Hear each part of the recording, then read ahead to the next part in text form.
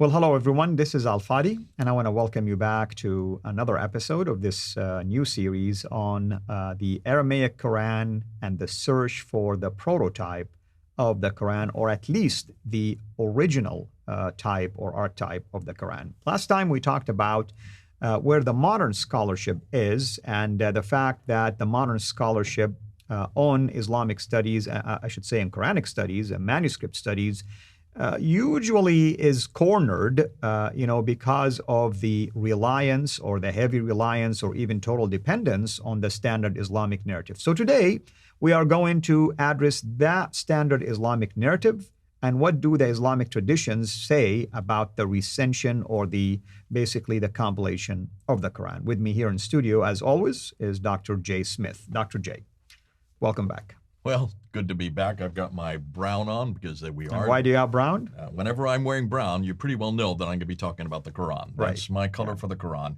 Right. And we're doing the sifting. We're going to see what is it we have to put into this sifter. Today now we're going to look at what actually the Muslims are telling us.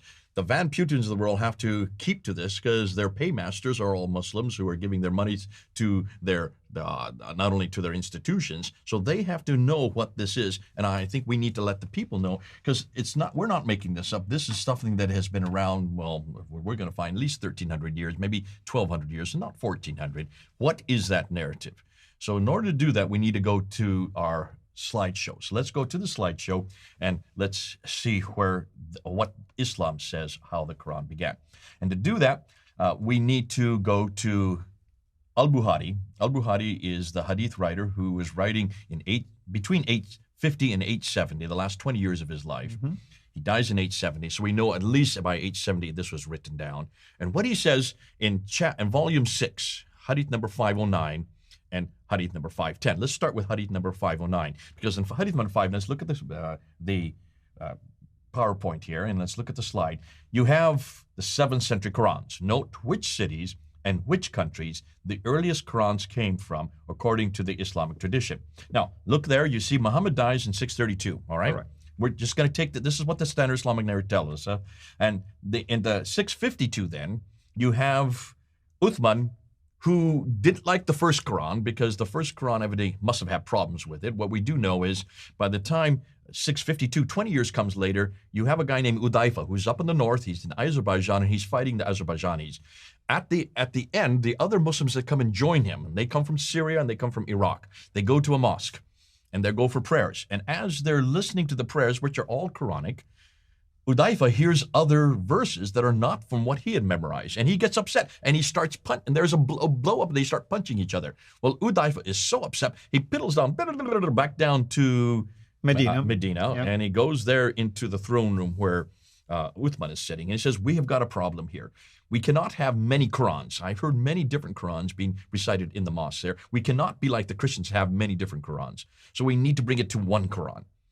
And so what does Uthman do? He gets Zayd ibn Thabit. Zayd ibn Thabit is the scribe who is the one that wrote the first Quran for Abu Bakr in 632. He gets him to bring out the copy. One copy was made, and he was given to Hafsa. Hafsa, one of the wives of Muhammad. Right. And she sticks it under her bed for 20 years, which is rather odd. If it's the only copy, why would you stick it under your bed? Well, that's the problem, because she stuck it under her bed. I'm guessing many other Qurans start proliferating in Iraq and in Syria. And so Uthman says, Zayd, I want you to write it in the Qurayshi dialect. And if you have any disagreement amongst you, how can you have a disagreement if it's eternal?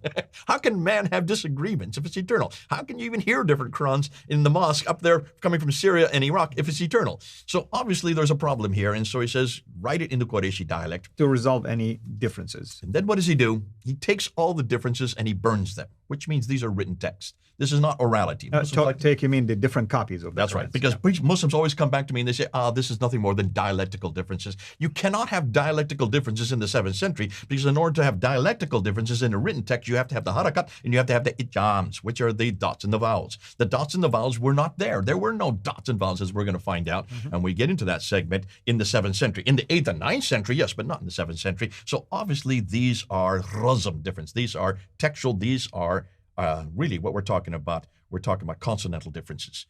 He burns them, he says that. He just burns them, destroys all that disagree. And then what does he do? Well, let's look now at the slide and see what he does. he takes a copy from each one of those, and take a look here. He goes to these 5 cities, Medina, Mecca, Basra, Kufa, and Damascus. So here you have Medina, here you have Mecca. I'll just get you point on me. I'm going to be pointing these out. This is Mecca, that's Medina. Yeah, if you could point, bring back here. There is Medina, which is called Yathrib on this map. It's then turned to Medina later. This is Mecca down here. Over here is Basra. So now these 2 are in the central part of Arabia. That is called, right. That is we know as the Hijaz, okay, central part of Arabia. Then you have 3 more that were sent. One was sent up here to Basra, that's Iraq. One was sent to Kufa, that's Iraq. And one was sent to Damascus, that's today Syria. Yeah. So 3 in the north, 2 in the middle. Go ahead. I want to add, this is just one of many stories about how many copies were disseminated. You have a tradition by Ad-Dani, he says 4 plus the Medina. You have one that's talking about 5. You have one that's talking about 7. Hold on, we're getting to that. Hold on, you're jumping the gun. You're jumping. Well, what I'm saying is next. people need to know there is We're going to get to that next. You're jumping ahead. We will, but people need to be prepared and ready. That's coming. That's coming. Yeah. That's coming. So these are the 5, right? Yeah. That according to Al-Bukhari. I'm still with Al-Bukhari now. Right. Okay. Al-Bukhari says there's 5. Now, some people say to every province, that could be 9 provinces. I'm going to go with the 5. Let's help the Muslims out this time, okay? So 5 sent to 5 cities, they're all exactly the same. Am I correct? That's the idea. That is what Al-Bukhari tells us. Right. In volume chapter You made 6. a copy of something. It should be the same. Now we're into Hadith number 510. 5 cities, 3 in the north, 2 in the south. Hold on a minute. Now we're getting to what you're saying. What we do know is that there are some others that start to appear. Let's look at the slide. Go back to the slide again. Yeah. Okay, here we go. Then suddenly you get Ubay ibn Ka'b. That has 116 surahs. And then you have Ibn Masud. Ubay ibn Ka'b suddenly appears in Damascus. It is not the same. It has 160 surahs. How many surahs are there in the Quran? Well, there's 114. But here in Damascus, you have one that has 116. That seems to be a different Quran, right? Yeah, there are 2 different, 2 additional chapters at least that are missing from today's Quran. And then you have one appearing here in Kufa, or what later becomes Baghdad, and that's by Ibn Masud. He only has 110 surahs. How many surahs are there in the Quran? 114. That's 4 less, right? Right. Then you have Ibn Musa's Quran, which has 114, but it's not the same Quran as Arthur Jeffries found in the 1930s. Just by looking at all the references to these three in comparison to this one, which is the one that was introduced here and was used in the Hijaz, how many 15,000 differences he found between these 3 and the one that was introduced here. And you mentioned Arthur Jeffrey, and what Jay is referring to, even though it's the same number of surahs, you'll go, and Arthur did an excellent job showing you that the way you read sometimes these passages or verses are different. Wording is different. Structure of the verse sometimes is different. Sometimes there's extra words, sometimes there are missing words. And where did Arthur Jeffrey get all this from? Well, he collected it basically by looking at commentaries and looking at other Islamic sources. So he had no book in front of him. That's right. There is no Ubay ibn Ka'b's manuscript today. We're not aware of that. We don't have anything by Ibn Masud today, do we? That's right. We don't have anything by Ibn Musa today, do we? That's right. None of these 3 exist. And these are the scribes of Muhammad, by the way. Ibn Mas'ud and Ubay. That's what's so damaging about this. These are his scribe. In fact, isn't there a competition between Ibn Masud and Ubay ibn Ka'b? That's right. And doesn't Ibn Masud say, how is it you like Ubay ibn Ka'b? I mean, he was just a teenager when I received 70 of these. That's right. And there's this huge contention between them. That's correct. And there's enormous amount of competition. This is all coming from where? Where are all these stories coming from? Well, Hadith and CIRA. Al-Bukhari, Sahih Muslim. These are all coming from Al-Tabari. And brother... 9th and 10th century, right? Didn't we just mentioned to people that Zayd bin Thabit is the one who collected the Quran twice? Twice? 2 different times? And yet he have some differences? Can you see? Arthur Jeffrey in the 1930s. So this is almost 100 years ago where this has been around. This is nothing new for materials for the Quran. I think the part of the title is the materials. Now, were you taught this when you were in school?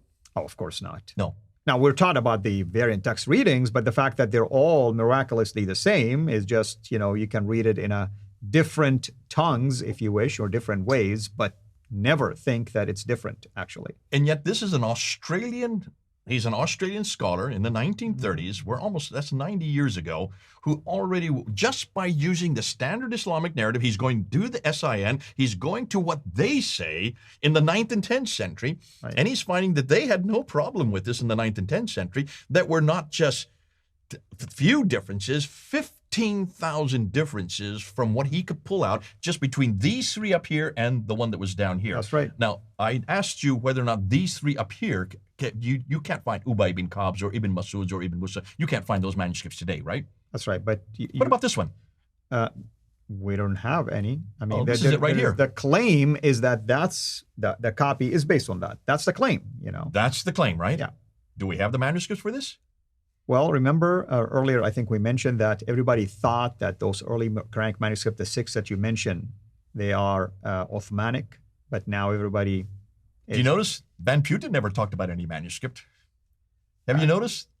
Haytham Sikri has never talked about any manuscript. Have you noticed nobody has talked about any manuscript that belongs to Zayd ibn Thabit? This guy here, everything that Al-Bukhari is referring to, why can't we find a manuscript? Listen, we're only talking about 1400 years ago. That's not very long. And the scholars usually focus on the 1924 copy. Oh, did you say 1924? Yes. That's only 97 years ago. Cairo edition, basically. Or 98 years ago. Can you see, we're talking not even 100 years ago, this was finally chosen. We're going to get to that later. But can you then understand, nobody can go back to any of these manuscripts. Now, let's look at the New Testament. The New Testament, we have the Sinaiticus, we have the Vaticanus, we have the Alexandrinus. 3 different manuscripts. At least the complete ones. Okay, these are the ones, the Sinaiticus is in the British Library, the Alexandrinus is in the British Library. You can go to the Ridblack Gallery. I used to go there all the time when I was in London. That's right there in northern London. And you have the Vaticanus, which is in Rome. Those are 3 manuscripts I've given you right now. These are called the Metropolitan manuscripts. The Sinaiticus is early 4th century.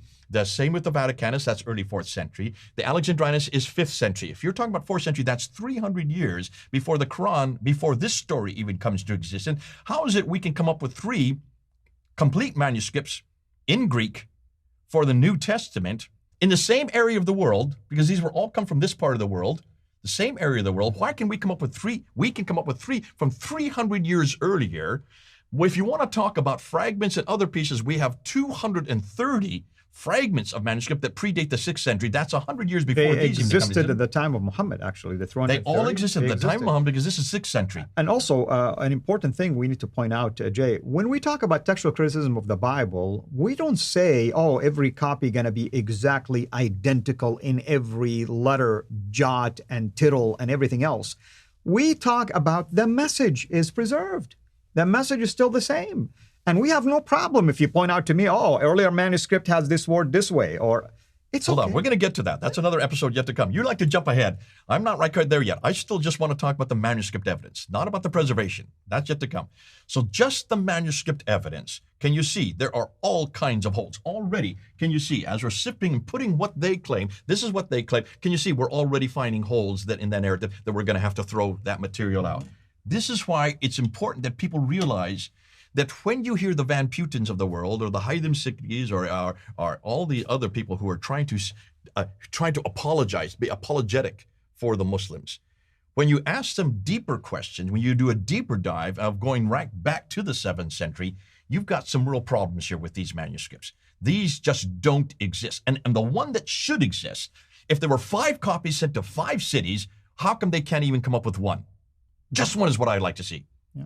One from the 7th century. When we're asked the same thing, we can come up with 3 complete copies from the 4th century, 300 years, and we come up with 230 fragments. And that's what we're going to look at next. Right. Because the next episode, Muslims are listening to us, and they are struggling with this. And they realize that this is a real problem, because we're only talking about 1,400 years ago. We're not talking about 2,000 years ago when Jesus lived. We're talking about only 1,400 years ago. And remember, everything about the New Testament was all of them was written on papyrus, which disintegrates within 100 years. Right. None of these were written on papyrus. These were all written on vellum. They were all written on parchment. That means animal skins. Why? Because these were written by Uthman. Uthman was a caliph. He he controlled all the way from here all the way over to Tripoli, from Afghanistan to Tripoli. Well, maybe not quite that much. He controlled at least this whole part of the world. He was rich. He was wealthy. He was sending his soldiers up to fight against the Azerbaijanis. Can you see? He had an enormous amount of money. He was not at all dependent on papyrus. None of these manuscripts that we are looking at, the Topkapi, the Samarkand, the Ma'il, the Petropolitanus, none of these, the Sana manuscript, they are all written on parchment, which means already we're talking about completely different genre. The manuscripts for the Quran are written on parchment, which is as good, not as good today. Like the one you're wearing. This is what I'm talking about. We're talking about animal skin, and a lot of times it's deer skin and gazelle. This is goat skin, and it could be goat skin. These last for hundreds, even thousands of years. That's why the Sinaiticus, the Alexandrinus, the the Vaticanus are all written on parchment. By the 4th century, when you had Constantine, who was emperor, became a Christian, he commissioned these, and that's why he could do so, because he was rich. Right. He was wealthy. So be careful. Muslims are going to say you don't have the same thing. The reason why is because at the very beginning they only wrote on papyrus. That disintegrates. They don't have that excuse. They were all written on parchment. They were all written on vellum. Therefore, where are they, Muslims? Muslims, I'm asking you, where are those manuscripts? We're looking for 5. Just 5. Because those are the 5s that your traditions tell us existed at the time of 652. You're being generous, actually. I'm asking just for 2, identical. Oh, I'd like to see 1. Yeah, just exactly. Even 1 dates to the 7th century. So next time we're going to talk about the so-called the 63 fragments, and I'm not going to really spill the beans here about what that means. We will unpack it next time. So thank you so much, as always. Thank you, everyone, for watching. Hopefully, you are enjoying this series. And as I said, the ride is going to be rough, and it might get even rougher. But we're doing it really for the purpose of helping you, our viewers, and especially our Muslim friends, to give you enough information, give you enough data that you can take and you can examine for yourself. By the way, everything these days is available for you online, and you can even go to some of these libraries yourself and take a look at it. So if you don't believe us, don't take our words for it. Go and do your research yourself. Until next time, have a blessed day. Thank you for watching this video.